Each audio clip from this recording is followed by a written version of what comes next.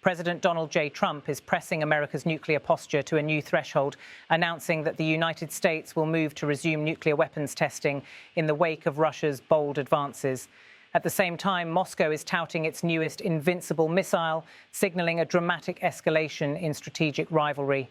In Moscow, President Vladimir Putin declared that Russia has successfully tested its 9M730 Burevestnik missile, a nuclear-powered cruise missile with purported global reach and the ability to evade traditional missile defense systems.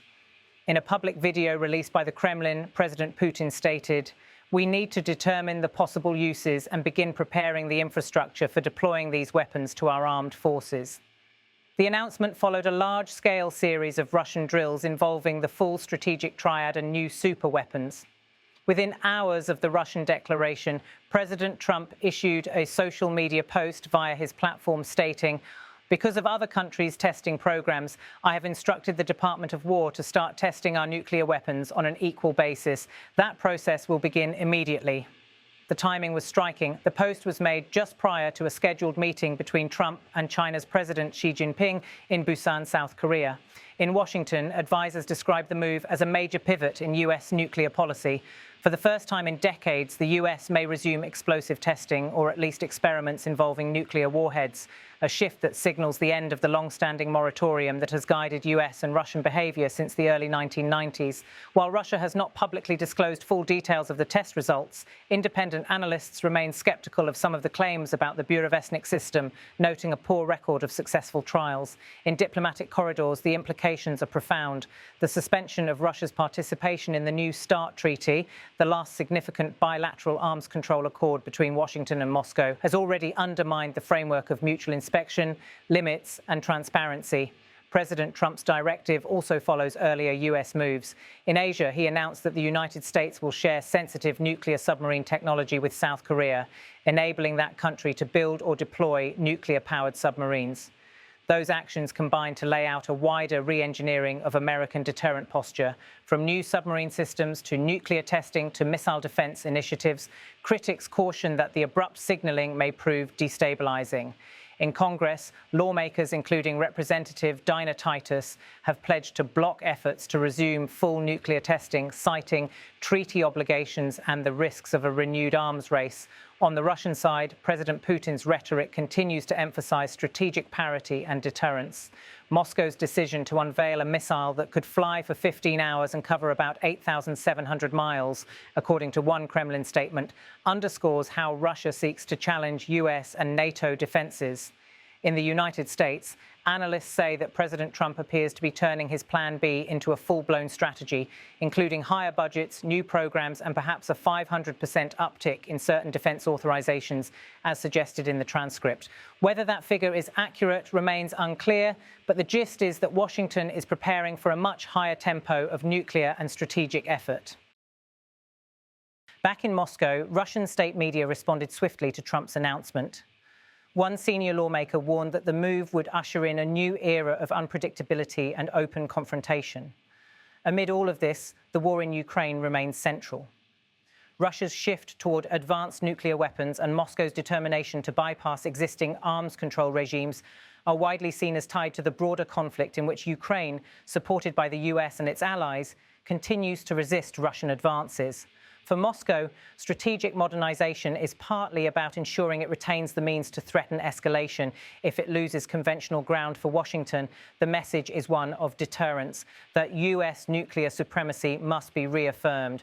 In a recent Senate hearing, when asked whether he would sign a sanctions bill against Russia, President Trump responded that he would, as long as the president has the ultimate decision-making authority.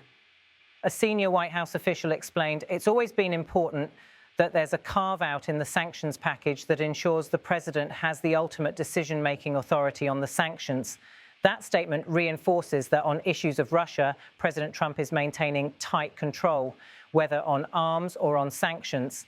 The intersection of nuclear testing, new weapons deployments, and renewed strategic competition means we may be entering not just a new arms race, but one with far higher stakes. The erosion of arms control structures, expanded submarine and missile programs, and the blurring of conventional and nuclear adversary lines create a more volatile global environment. Experts caution that once nuclear testing resumes, even in a limited manner, the risks of miscalculation, escalation and treaty collapse grow significantly. The challenge for Washington, Moscow, and indeed China, when it will be to manage this contest without triggering unintended nuclear or conventional conflict. As one former US official put it, the world could enter a new age of nuclear competition where the bedrock of deterrence is no longer the taboo of testing, but the boldness of proving you can still do it. In Washington, defense analysts point out that if Russia deploys a missile like the Burevestnik with loitering or undetectable trajectories, then the United States must invest not just in new missiles, but in sensors, early warning systems, space-based trackers, and possibly weapons in orbit, all of which are expensive, difficult, and politically sensitive. President Trump appears to be signaling all of that. Statements in his recent budget and procurement discussions indicate he is ready for a full-scale strategic reset, with one insider referencing the 500% Plan B metaphor as shorthand for a radical expansion of US nuclear deterrent posture. The phrase reflects more than literal mathematics. It implies an order of magnitude shift in thinking, procurement, and operations. In Russia, President Putin's appetite for showcasing new systems serves several purposes: reinforcing domestic legitimacy, intimidating NATO, and reshaping global norms. By demonstrating what he calls invincible weapons, Putin is sending a message that Russia intends not just to keep up, but to leap ahead in nuclear technology. For Ukraine, the implications remain stark. Moscow's willingness to invest in systems that challenge NATO itself creates additional leverage. If Russian conventional forces continue to grind against Ukraine, the ability to threaten escalation to nuclear or quasi-nuclear systems gives Moscow a kind of asymmetric deterrent for Kyiv.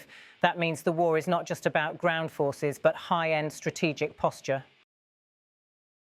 For US allies, the shift rouses fresh anxiety. Many have centered their security around the assumption that US extended deterrence and conventional superiority would block escalation. Now, if Washington begins full nuclear testing and makes large strategic commitments, it may force allies to rethink their own forces, budgets, and deterrence arrangements.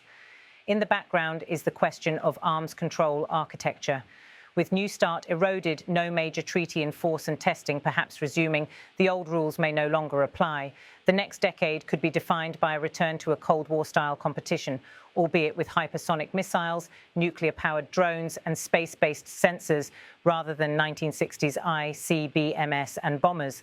President Trump's choice to publicly name Department of War may itself be symbolic, harking back to earlier eras of US military organization, yet also emphasizing his readiness to treat strategic contests as existential. On the Russian side, President Putin's direct involvement in weapons announcements underscores how central nuclear strategy has become to Moscow's geopolitical posture. Looking ahead, analysts are watching three trends closely: whether the US actually resumes explosive nuclear weapons tests or limits itself to subcritical or delivery system tests; how Russia proceeds with deployment of weapons like Burevestnik, how credible their missile defense-busting claims prove; how allies and adversaries respond, whether more states pursue their own nuclear or quasi-nuclear capabilities, raising the risk of proliferation. Ultimately, the narrative has shifted. What once seemed an arc of nuclear reduction and arms control stability now appears broken. President Trump's Plan B is no longer an insurance policy, it is rapid mobilization. President Putin's missiles are not just rhetorical, and the question facing US decision-makers is clear. Can the deterrence regime hold while the rules and tools are changing beneath our feet? The coming months will reveal whether this is a short-term escalation or the start of a prolonged era of strategic competition. One thing is clear: nuclear strategy, long consigned to the sidelines, is back in the center of global geopolitics.